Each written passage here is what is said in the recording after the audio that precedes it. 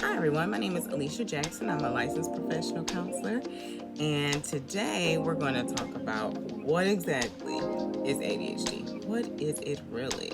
Last week we kind of found out what it's not, or some myths about ADHD, and today we're going to take a look at what it is. Now, last week's video I talked about there are 3 different types of ADHD.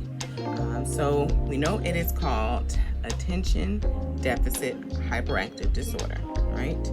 And there are 3 different types. There is the type that is more hyperactive. Okay, hyperactive is dominant. There is a combined type where you see you see a lot of hyperactivity and a lot of inattention. And then there is inattentive type. Inattentive type tends to experience a lot of anxiety. So those are the 3 different types of ADHD. There's hyperactive is the dominant.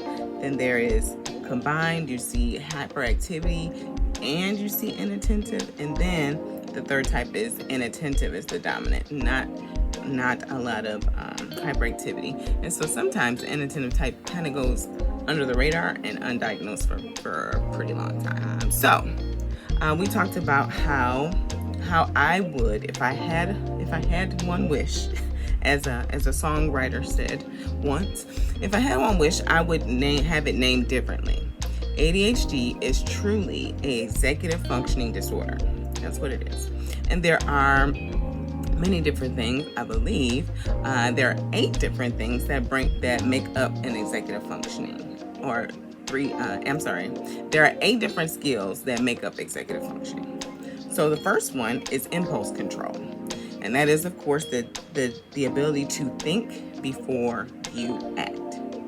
Oftentimes, people, children, the like, because we know that ADHD does not stop in childhood. That is a myth.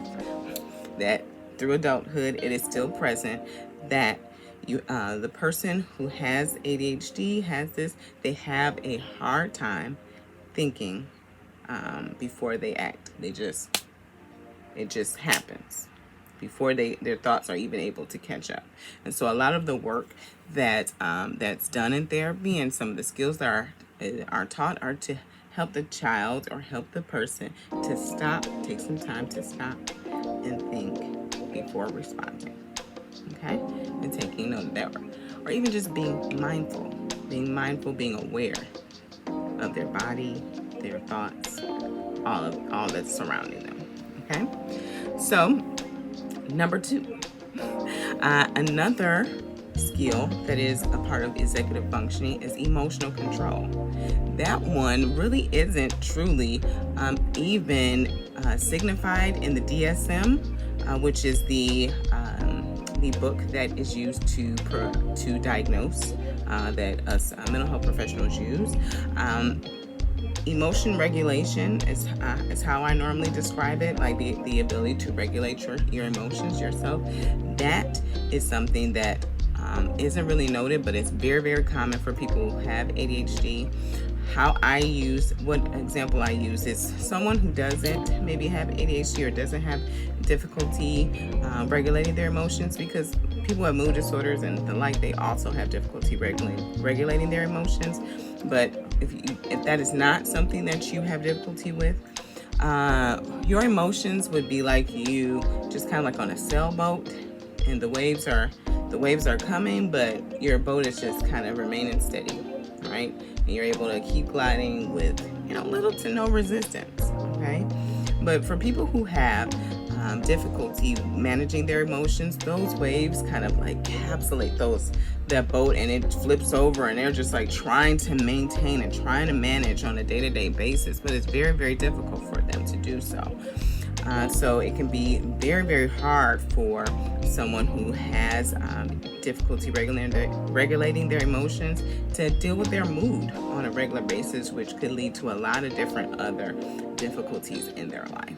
So that is number 2, the second executive functioning skill that is often impaired when someone has ADHD.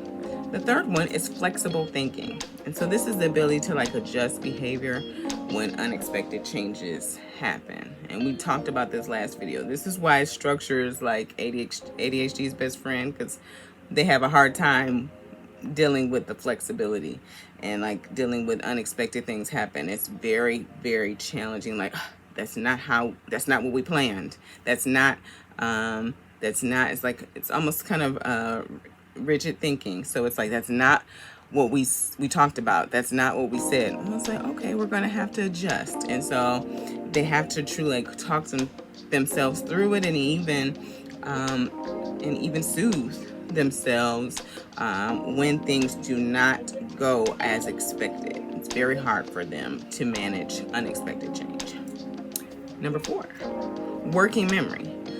Working memory is the key to keep key information while your mind is using it. The example I use for that is algebra, because it's often, or geometry, where you have to solve for X to get Y. It's like, to hold that information to solve for X, it's really hard for somebody who has ADHD, because they just kind of forget it, and then they're like, oh, I was solving for Y, now what was that? So they have to write down, a skill for this is definitely writing down more information, so that one, it's encoded in the brain more, and they're least likely to forget it because it's right there on the paper. So that is another skill that is definitely restricted, or is difficult for someone with ADHD working memory. Number 5, self-monitoring. So being self-aware on how you're doing in the moment is very challenging. That's what we talked about, mindful earlier. Being mindful, attending to yourself.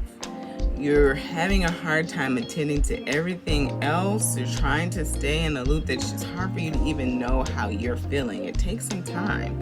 It might even take someone asks you how you're doing.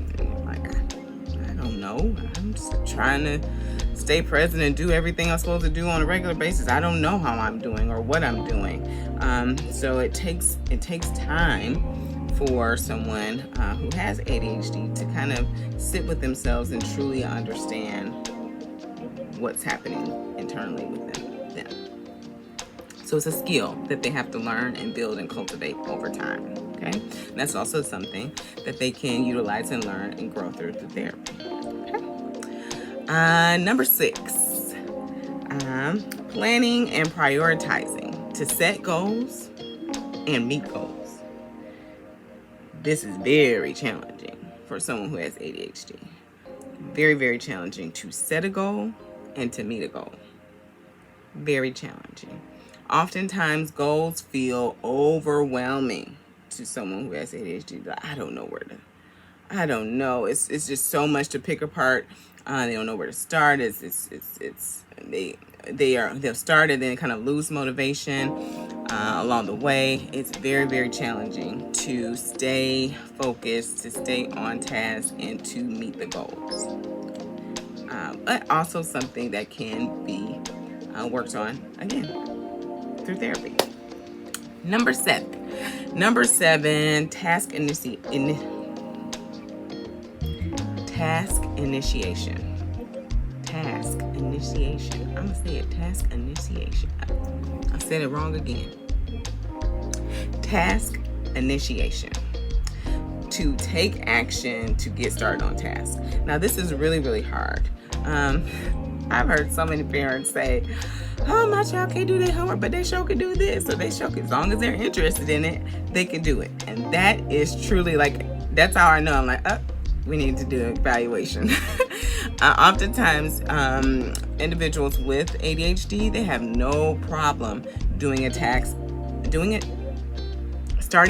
that they are actually excited about doing. Because that's the motivation. I want to do it, so I'm going to do it. But things that they don't want to do, it's like pulling like legs out of quicksand. It's like, why do I have to make myself do it? It's so hard. And so children specifically are often given a view or a label of lazy, which is a word I don't like, because children with ADHD have such a hard time starting tasks that they don't like. It's just so, it's like, oh my God. So difficult, so challenging. The last one, but it's a humdinger. The last executive functioning task that individuals with ADHD have is organization, keeping track of things physically and mentally. People with ADHD are always losing things or forgetting things. And so having a set place for things, having set place for things that make sense for you. That's the biggest part. Having a set place for things that make sense for you is a game changer for someone who has ADHD. It is a game changer because oftentimes they just have a hard time organizing things, and you think about it, if you're impulsive and you can't start a task that you don't want. Oftentimes people with ADHD have a hard time just maintaining cleanliness or maintaining, again, their own structure that they're trying to set up for themselves. It's truly difficult and challenging. So I hope this helps you understand ADHD a little bit more. Then it's more than just focus and hyperactivity. It is way more than that. And it shows up in so many areas of your life. Medication can definitely be helpful for you, and we can definitely talk about that. Sounds like the next video, maybe. And also therapy, as I talked about through the executive functioning skills. Therapy can be definitely a tool to utilize to help build some of these skills, and also for parents who are seeking support, can help them manage their expectations, because sometimes the expectations that we have on a child, especially a child who does not have these skills, may need to be just massaged a little to give some grace for a child who doesn't have the skills that they're expecting them to have. Makes sense? Thanks so much for your time. Of course, comment below, ask questions. I'm here for that. Share with any that you feel would benefit from watching this video. And you already know what I'm about to say. Subscribe to my channel. I got so much information. You know what I'm saying? You might as well just subscribe. I'm saying. You watching the video, you should just go ahead and click the button. It's a little bell. Just boom. And I look forward to seeing you guys next week. Thanks so much for watching. Take care.